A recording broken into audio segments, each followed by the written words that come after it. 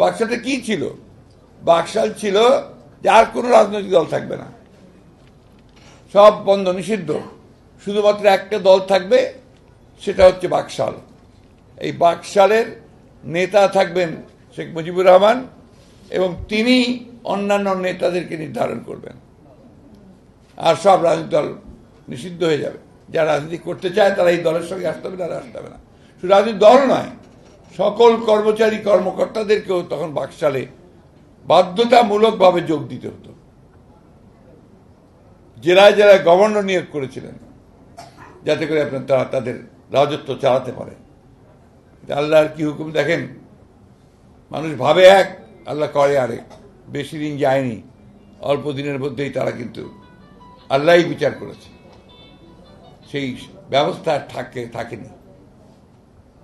এবং এখন সেটা সম্পর্কেও কি মিথ্যাচার করে, সে মিথ্যাচার করে শহীদ জিয়া নাকি সেই হত্যাকাণ্ডের সঙ্গে জড়িত ছিলেন। আমরা 15ই আগস্টে শেখ মুজিবুর রহমানের যে হত্যা, তার আমরা নিন্দা করেছি। আমরা সেটা কখনোই সমর্থন করি না, আমরা হত্যাকাণ্ডকে কখনোই সমর্থন করি না। কিন্তু শহীদ জিয়াকে যখন তারা আপনার এটার মধ্যে জড়াতে চায়, তাদের মধ্যে সেই ভয়ঙ্কর একটা অপরাজনীতি কাজ করে, সেই প্রতিহিংসার একটা রাজনীতি কাজ করে, এবং সেটা তারা শহীদ জিয়াকে জড়িয়ে সেটাকে ভুল পথে পরিচালিত করতে চায়। সেদিন শেখ মুজিবুর রহমানকে হত্যার পরে প্রেসিডেন্ট কে হয়েছিল? খন্দকার মুশতাক, আওয়ামী লীগের মন্ত্রী। আওয়ামী লীগ সেদিন পার্লামেন্টে ছিল। এটা নিয়ে আমাদের শাহজিদ সাহেব, যিনি তখন প্রধানমন্ত্রী ছিলেন আমাদের জিয়া রহমান সাহেবের পার্লামেন্টে, তিনি পার্লামেন্টে বলেছিলেন যে কারা আওয়ামী লীগকে হত্যা করেছে। তিনি বলেছিলেন, আমার বন্ধু শেখ মুজিবুর রহমানকে যখন হত্যা করা হয়, তারপরে 40 দিন আমি দোয়া পড়েছি, কোরআন শরীফ পড়েছি, তার আত্মার মাগফিরাত কামনা করেছি। আর আপনারা, আসাদুজ্জামান সাহেব তখন নেতা ছিলেন, বলছে আপনারা তার লাশের উপর দিয়ে হেঁটে গিয়ে মন্ত্রিত্বের শপথ নিয়েছেন। তারা আওয়ামী লীগ শপথ নিয়েছিল, মন্ত্রিত্ব গঠন করেছিল।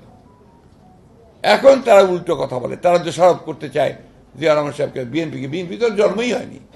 আর জিয়া রহমান সাহেব তখন ডেপুটি চিফ ছিলেন না, তখন আর্মির চিফও ছিলেন না। ওনারা যাকে চিফ বানিয়েছিলেন, সেদিন তো খোদাই মুস্তাককে গিয়ে স্যালুট করে আনুগত্য প্রকাশ করেছিল। 3 বাহিনীর সদস্যরা গিয়ে আনুগত্য প্রকাশ করে স্যালুট করেছে। তারা এই সমস্ত মিথ্যা দিয়ে মানুষকে প্রতারণা করে পরবর্তী প্রজন্মকে বোকা বানিয়ে আপনাদের রাজত্বকে ধরে রাখতে চান। শহীদ প্রেসিডেন্ট জিয়াউর রহমান, আমি যেটা বলছিলাম, যে সেই একদলীয় শাসন ব্যবস্থা থেকে উনি বহুদলীয় গণতন্ত্রে নিয়ে এসেছিলেন, যে একটা দল নয়, সব দল, যা দল করতে।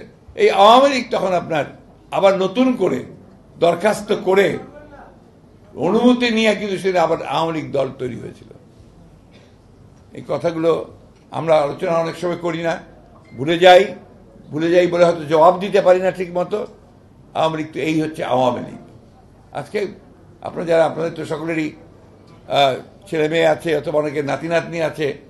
প্রাইমারি স্কুলের যে বই ভয়াবহ, তারা এই বইয়ের মধ্যে মিথ্যা প্রচার করে চলেছে। শুধুমাত্র একজনের নাম ছাড়া আর ওখানে কারো নাম নাই।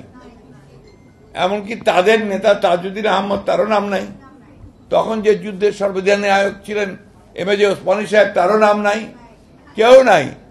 এক নেতা, এক দেশ, ওই বঙ্গবন্ধুর বাংলাদেশ, এটাই একটা তারা প্রকাশ করেছে।